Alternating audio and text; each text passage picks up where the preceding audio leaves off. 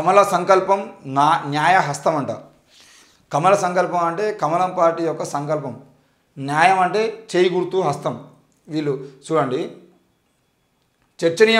చర్చనీయాంశముతున్న BJP Congress మేనిఫెస్టోలు, పాత హామీలకి రంగులద్దిన కమలనాథులు, కాంగ్రెస్ అమ్ముల పొది నుంచి కొత్త అస్త్రాలు, పాత హామీలకి రంగులద్దిన కమలనాథులు అని చెప్పేసి ఎందుకు అని అన్నట్టు వాళ్ళ దగ్గర వేరే ఏజెండా ఏం లేదుగా. ఉన్న పాత ఏజెండాలు ఏవైతే ఉన్నాయో ఆ ఏజెండాలలో ఒక రామ మందిర నిర్మాణం అనేది మాత్రమే పక్కకు పెట్టి మిగతా అన్నిటికీ రంగులద్దిరు, పేర్లు మార్చిరు అంతే. ఈరోజు కదా హైదరాబాద్ పేరు భాగ్యనగర్ మారుస్తామని చెప్పేసి ఏ విధంగా అయితే చెప్తారో అట్లాంటివే వీళ్ళు చేసిరు తప్ప కొత్త ఏం లేవు. ఇక చూసినట్లయితే సార్వత్రిక ఎన్నికల సమరానికి సిద్ధపడుతున్న బీజేపీ కాంగ్రెస్ పార్టీలు ఇప్పటికే తమ మేనిఫెస్టోలను ప్రజల ముందు ఉంచాయి. కాంగ్రెస్ తన ఎన్నికల ప్రణాళికకు న్యాయపత్ర అని పేరు పెట్టింది. బీజేపీ తన మేనిఫెస్టోకు సంకల్ప పత్ర అని విడుదల చేయడానికి 10 రోజుల ముందే కాంగ్రెస్ తన ప్రణాళికను ఓటర్లకు చేర్చింది. ఈ రెండు ప్రణాళికలను పరిశీలిస్తే ప్రధాన రాజకీయ ప్రత్యర్థులైన బీజేపీ కాంగ్రెస్ పార్టీలు సార్వత్రిక ఎన్నికలను ఎలా చూస్తున్నాయో అర్థమవుతుంది. ఓటర్లపై ప్రభావం చూపేందుకు, సానుకూల ఫలితాలు రాబట్టేందుకు రెండు పార్టీలు ప్రయత్నిస్తున్నాయి. రాజకీయ పార్టీలు వరాల జల్లులు కురిపిస్తూ ఓటర్లను బుట్టలో వేసుకునేందుకు శతవిధాలా ప్రయత్నిస్తూనే ఉంటాయి. కాంగ్రెస్ పార్టీ తన అమ్ముల పొది నుంచి అనేక వరాల అస్త్రాలను బయటకు తీసింది. బీజేపీ మాత్రం గతంలో తాను ఇచ్చిన హామీలని గుర్తు చేస్తూ వాటి అమలును కొనసాగిస్తామని చెప్పుకొచ్చింది. కొనసాగిస్తామంటే ఇన్ని రోజుల పాటు చేయలేదు. ఇది క్లియర్గా మీరు అర్థం చేసుకోవాల్సిన అవసరం ఉంది. ఎందుకనంటే ఇన్ని రోజుల పాటు వాళ్ళు ఇచ్చినటువంటి హామీలు నెరవేర్చకపోవడం వల్ల ఆ హామీల్ని ఇప్పుడు అధికారంలోకి వస్తే నెరవేరుస్తాము, మీ అకౌంట్లో 15 లక్షలు వేయడం కానీ, లేదంటే మీ అందరికీ దేశవ్యాప్తంగా మీ అందరికీ ఏదో ఒక పథకాన్ని తీసుకొచ్చి మీ జీవితాలు బాగు చేస్తామని చెప్పడం కానీ, గ్యాస్ ధర తగ్గిస్తామని చెప్పేసి కానీ, పెట్రోల్ ధరలు తగ్గిస్తామని చెప్పేసి కానీ, లేదంటే నల్లధనాన్ని వెనక్కి తీసుకొస్తామని చెప్పడం కానీ, మొత్తం కూడా ఈరోజు మాటలకే పరిమితం అయిపోయారు. కాబట్టి వాటన్నిటిని ఇప్పుడు అధికారంలోకి వస్తే చేస్తామని చెప్పేసి వాళ్ళు చెప్తా ఉన్నారు. ఇక కాంగ్రెస్ మేనిఫెస్టోలో రాష్ట్రాల ప్రణాళికలు. నరేంద్ర మోడీ నేతృత్వంలోని కేంద్ర ప్రభుత్వంపై కాంగ్రెస్ తన మేనిఫెస్టోలో పలు విమర్శలు సంధించింది. బీజేపీ మాత్రం పాడింది పాటరా పాస్వాన్ల దాసరా అన్నట్టుగా చందంగా 2047 నాటి భారత్ను సంపన్న దేశంగా తీర్చిదిద్దామని తెలిపింది. 2047 నాటికి ఈ దేశాన్ని సంపన్న దేశంగా తీర్చిదిద్దాడు. ఎక్కడ తీర్చిదిద్దా? మీకు 10 ఏళ్ళ టైం ఇస్తేనే 10 ఏళ్ళలో ఉన్న దేశ సంపదను మొత్తం తీసుకుపోయి మీరు కార్పొరేట్ల చేతిలో పెట్టినటువంటి పరిస్థితి మీ పార్టీది. ఈ రోజు వరకు నీరవ్ మోడీ మీద కానీ, లలిత్ మోడీ మీద కానీ మీరు కేసులు నమోదు చేసి వాళ్ళని తీసుకొచ్చి ఆ డబ్బుల్ని మళ్ళీ వెనక్కి తీసుకున్నారంటే వాళ్లకు రుణమాఫీ చేసిరు. లక్షల కోట్ల రూపాయల విలువ చేసేటువంటి అక్రమ సంపాదన చేసినటువంటి వ్యక్తులకి మీరు రుణమాఫీ చేసిరు. ఈ దేశంలో ఉన్నటువంటి పేదల కోసం మాత్రం మీరు చేసింది ఏం లేదు. పేదల మీద అధిక భారం. ఈరోజు పేటీఎం వాడితే ₹2 ఎక్స్ట్రా, ₹100 ఎక్స్ట్రా ఇస్తున్నారు. ఏటీఎంలు వాడేదంటే ఏటీఎంలో 3 ట్రాన్సాక్షన్ చేస్తే 4 ట్రాన్సాక్షన్ ₹100 కట్ చేస్తారు. డబ్బులు మినిమం బ్యాలెన్స్ లేకపోతే డబ్బులు కట్ చేస్తారు. ప్రతిదాన్ని ₹70 పెట్టరు, ₹110 వేస్తారు. ₹600 గ్యాస్ సిలిండర్ ₹1100 వేస్తారు, ₹1200 వేస్తారు. ఈరోజు అన్నిటి భారం ప్రజల మీద వేస్తూ మీరు చేయాల్సిన పని మాత్రం కార్పొరేట్లకు జీతగాలుగా పనిచేస్తున్నారు. మళ్ళీ మీరు 2047 నాటికి అంటే మీరు ఇప్పటి నుండి ఇంకా అధికారం కొనసాగించుకోకపోతే 2047, 2050 నాటికి ఈ దేశాన్ని అభివృద్ధి చేస్తారా? అప్పటిదాకా మీరు పీకేది ఏం లేదన్నత. ఇక పార్టీ పాలనలో ఉన్న రాష్ట్రాలలో అమలు చేస్తున్న కొన్ని సంక్షేమ పథకాలని కాంగ్రెస్ తన మేనిఫెస్టోలో చేర్చింది. మహాలక్ష్మి పథకం కింద ప్రతి పేద కుటుంబానికి ₹1,00,000 అందజేస్తామని, ₹1,00,000 వార్షిక స్టైఫండ్తో అప్రెంటిస్షిప్ హక్కు కల్పిస్తామని, ప్రభుత్వ పరీక్షలు నియామక టెస్టులకు దరఖాస్తు ఫీజును రద్దు చేస్తామని, విద్యా రుణాలను మాఫీ చేస్తామని, ₹25 లక్షల నగదు రహిత ఆరోగ్య బీమా కల్పిస్తామని ఇలా హామీల వరద పారించింది. అన్నింటికంటే ముఖ్యంగా కనీస మద్దతు ధరకు చట్టబద్ధత కల్పిస్తామని తెలిపింది. ఎస్, కనీస మద్దతు ధర రైతులకు సంబంధించిన విషయంలో ఈరోజు బీజేపీ పార్టీ అత్యంత దారుణమైనటువంటి పని ఏం చేసింది అంటే బీజేపీ తన మేనిఫెస్టోలో ఎక్కడ కూడా కనీస మద్దతు ధర కల్పిస్తామని చెప్పేసి చెప్పలేదు. ఈరోజు ఢిల్లీలో రైతులు ఎంత ఆందోళన చేస్తున్నారో మీ అందరికీ తెలిసిందే. మొన్న బండి సంజయ్ ఇక్కడ ఉన్న దొంగలందరూ కూడా ఏమని చేశారు, రైతుల కోసం మేము ఏంటి దీక్షలు చేస్తామని చెప్పేసి దీక్షలు చేసారు. ఇళ్ళలో కూర్చొని బయటకు వచ్చారు, రోడ్ల మీద కూర్చొని దీక్షలు చేసారు పెద్ద మనుషులు కలిసి.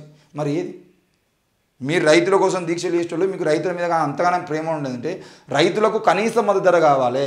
వాళ్ళు పండించిన పంటకు ఈరోజు మేము 5,000 విలువ చేసేటువంటి ధాన్యాన్ని కేవలం ₹1,000 కొంటామని చెప్పేసి కాకుండా కనీస మద్దతు ధర, ఎస్ మాకు ఇంత మద్దతు ధర కావాలి. మేము బియ్యం పండించినా, వడ్లు పండించినా, లేదంటే గోధుమలు పండించినా, లేదంటే మిర్చి పండించినా, లేదంటే టమాటో పండించినా, ఏదైనా కూడా రైతులు పంట పండించినంటే వాళ్ళకు కనీస మద్దతు ధర ఇంత ఉండాలి అనేది ప్రభుత్వం తీసుకొచ్చేది అంటే బాగుంటుందని చెప్పేసి ఢిల్లీలో రైతులు చనిపోతూ ఉన్నా కూడా, వందల మంది రైతులు చనిపోతూ ఉన్నా కూడా, బీజేపీ పార్టీ వాళ్ళ మీద బుల్లెట్ల వర్షం కురిపిస్తున్నా కూడా, బీజేపీ వాళ్ళ మీదకి కార్లను పంపిస్తూ యాక్సిడెంట్లు చేసి చంపుతున్నా కూడా, వాళ్ళ మీద విషప్రయోగాలు చేస్తూ ఉన్నా కూడా ఎక్కడ కూడా వెనక్కి దక్కకుండా రైతులందరూ ధర్నాలు ఇస్తూ, రైతులందరూ ఈరోజు ఢిల్లీ వైపు, పంజాబ్, హర్యానా, ఢిల్లీలలో అక్కడ నిరసన కార్యక్రమాలు చేస్తూ అక్కడే బతికిపోతున్నటువంటి రైతులు మనం చూస్తూనే ఉన్నాం. మరి ఇట్లాంటి క్రమంలో బీజేపీ రైతుల పక్షపాతి కాదు అని చెప్పేసి రైతుల కోసం కనీసం ఎలాంటి ఆలోచన చేయకుండా ఈరోజు రైతుల మీద ఎంత దారుణమైన పరిస్థితికి దిగజారుతుందో మనం చూడాల్సిన అవసరం ఉంది. పేరుకో రైతుల మీద ప్రేమ ఉన్నట్టు నటిస్తూ ఉంటారు. బండి సంజయ్ లాంటి వాళ్ళేమో పోయి దీక్షలు చేసి మేము రైతు దీక్షలు చేస్తున్నాం అని చెప్పేసి కాషాయ కండవలు తీసేసి గ్రీన్ కలర్ కండవలు వేసుకొని, పచ్చని కండవలు వేసుకొని రైతుల మేము అని చెప్పేసి విర్రవేగుతారు. కానీ కనీస మద్దతు ధర అనేది మాత్రం ప్రకటించలేకపోయింది బీజేపీ పార్టీ. ఈరోజు కాంగ్రెస్ పార్టీ ప్రధాన ఎజెండాగా పెట్టుకున్నది మరి పాత పథకాలతోనే ముందుకు వచ్చిన బీజేపీ, భిన్నంగా ఉన్నటువంటి బీజేపీ ప్రస్తుత సంక్షేమ పథకాలపైన ఆధారపడింది. భారీ హామీలేమీ ఇవ్వలేదు. అంటే దీని అర్థం బీజేపీ మేనిఫెస్టోలో హామీలే లేవని కాదు, ఆదాయంతో నిమిత్తం లేకుండా 70 సంవత్సరాలు దాటిన వృద్ధులకు 5 లక్షల రూపాయల వరకు ఉచితంగా ఆరోగ్య బీమా కల్పిస్తారట.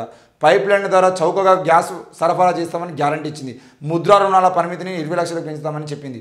ఈ గ్యాస్ లైన్ల ద్వారా, పైప్ లైన్ల ద్వారా గ్యాస్ అందించడం అనేది ఎవరికి ప్రాజెక్ట్? అది అంబానీకి, అదానికి ఇచ్చేటువంటి ప్రాజెక్టు. మీరు చేసేది ఏంది? ఆ గ్యాస్ లైన్లు, పైప్ లైన్ మొత్తం ప్రభుత్వమే వేసి ప్రభుత్వమే దగ్గరుండి గ్యాస్ మొత్తాన్ని ప్రభుత్వమే అందిస్తుందా, ప్రభుత్వ కంపెనీల ద్వారా అందిస్తుందా అంటే ఏం లేదు. ఆ పైప్ లైన్ల పథకం ఏదైతే ఉందో దాన్ని రేపు పొద్దుగాల క్లియర్గా అంబానీకో, అదానికో లేదంటే జిందాల్ కంపెనీకో అప్పచెప్తే వాళ్ళు ఊరూరుకు పైపులు వేసి ఈరోజు కేసీఆర్ కదా ఇంటింటికి నల్లా అని చెప్పేసి, మిషన్ భగీరథ కదా, మిషన్ కాకతీయ అని చెప్పేసి ఏ విధంగా అయితే ఈరోజు ఇంటింటికి నల్లా అని చెప్పేసి తీసుకొచ్చి నీళ్ళు మొత్తాన్ని అందరి ఇంట్లోకి పైపులు వేసి నీళ్లు పెడతామని చెప్పేసి, నీళ్ళు వచ్చింది లేదు, పోయింది లేదు, ఆ మురికి నీళ్ళు ఎవరు తాగుతలేడు. కానీ ఈరోజు వాళ్ళు ఏ విధంగా అయితే పైపులు వేసారో అదే విధంగా రేపు గ్యాస్ ఇస్తామని చెప్పేసి అది కూడా 2047 నాటికి సాధ్యమవుతుంది, ఇప్పుడు కాదు. వీళ్ళు దేశవ్యాప్తంగా ఉన్నటువంటి ఇంటింటికి నల్లాలు తీసి, ఇంటింటికి పైప్ లైన్ తీసి, ఆ పైప్ లైన్ల ద్వారా గ్యాస్ వచ్చి ఆ గ్యాస్ వాడుకోవాలంటే ఆ గ్యాస్ కూడా ఇంటింటికి ఎత్తా అనేది ఫ్రీగా కాదు. ఈరోజు మీరు వాడుకుంటున్నటువంటి గ్యాస్ సిలిండర్లే నయం. ఎందుకు నయం అంటున్నా అంటే, మీరు 1000 రూపాయలు పెట్టి గ్యాస్ సిలిండర్ తీసుకుంటే ఎంత జాగ్రత్తగా కాపాడుకుని అంత జాగ్రత్తగా తీసుకుంటారు. కానీ రేపు పొద్దుగాల ఇంటింటికి గ్యాస్ వచ్చేదంటే ఆ పైపులకి మోటార్లు బిగిస్తారు.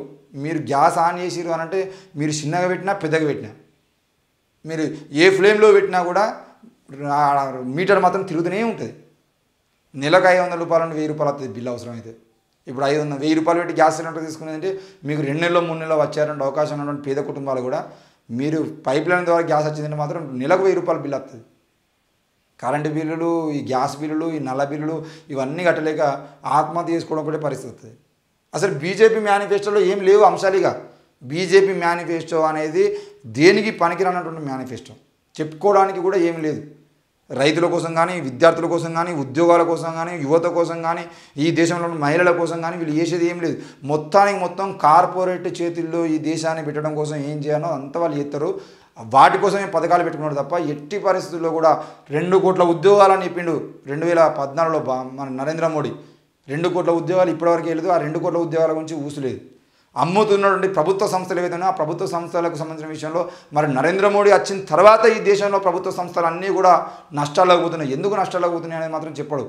కేవలం వాటిని అమ్మడం కోసం నష్టాల్లోకి తీసుకుపోయి నష్టాలు వచ్చినాయని చెప్పేసి వీటిని అదానికి, అంబానికి అప్పయ్యడం ప్రయత్నం చేస్తున్నాడు. మరి ఈ దేశంలో మళ్ళీ నరేంద్ర మోడీ కనుక అధికారంలోకి వస్తే తప్పకుండా పూర్తి స్థాయిలో ఈ దేశం మొత్తాన్ని ప్రైవేట్ పరం చేసి రాజ్యాంగాన్ని మార్చి తీసుకుపోయి ఈ దేశం మొత్తాన్ని అంబానీ, అదాని చేతిలో పెట్టి వాళ్ళే రాజులు వేసి అంబానీ కొడుకును, అదాని కొడుకును వాళ్ళని రాజుగా పెట్టి ఈ నరేంద్ర మోడీ కూడా వాళ్ళ దగ్గర బానిసలాగా ఉండేటువంటి ప్రయత్నం చేశారు తప్ప ఎట్టి పరిస్థితుల్లో ఈ దేశంలో మరి ప్రజాస్వామ్యం కాపాడే అవకాశం లేదు. ఈ నరేంద్ర మోడీ మళ్ళీ అధికారంలోకి వస్తే ప్రభుత్వ సంస్థలు అన్నీ కూడా ప్రైవేట్ అయిపోతాయి, ఉద్యోగాలు ఉండవు, ఉపాధి ఉండదు. మళ్ళీ మన అందరం పోయి మిర్చి బజ్జీలు వేసుకోవాలి అని చెప్పేసి నరేంద్ర మోడీ చెప్తాడు. జిలేబీలు వేసుకొని బతకండి, మిర్చీలు వేసుకొని బతకండి, మీరు ఉపాధి చూసుకోండి, చిన్న చిన్న బండిలు పెట్టుకొని బండిల మీద గప్చుపులు అమ్ముకోండి అని చెప్పేసి చెప్తాడు. మనం సపోర్ట్ కొడతాం సిగ్గు లేకుండా. సో దయచేసి నరేంద్ర మోడీ సంబంధించిన విషయంలో, బీజేపీకి సంబంధించిన విషయంలో మీరు అందరూ ఆలోచించాల్సిన అవసరం ఉంది. మేనిఫెస్టో కూడా రాసుకోలేనటువంటి పరిస్థితులు ఈరోజు బీజేపీ పార్టీ ఉంది. మరి అట్లాంటి క్రమంలో మీరు ఓటు వేసే ముందు మన దేశ బిడ్డల భవిష్యత్తు గురించి ఆలోచించి ఓటు వేయాలని చెప్పేసి కోరుతూ, ఎట్టి పరిస్థితుల్లో కూడా రానున్న ఎన్నికల్లో బీజేపీ కనుక ఓటు వేస్తే ప్రజాస్వామ్యం కాదు, ఈ దేశంలో బతకడానికి బతుకుదెరువు కూడా ఉండదనే విషయాన్ని మనం అర్థం చేసుకోవాలి.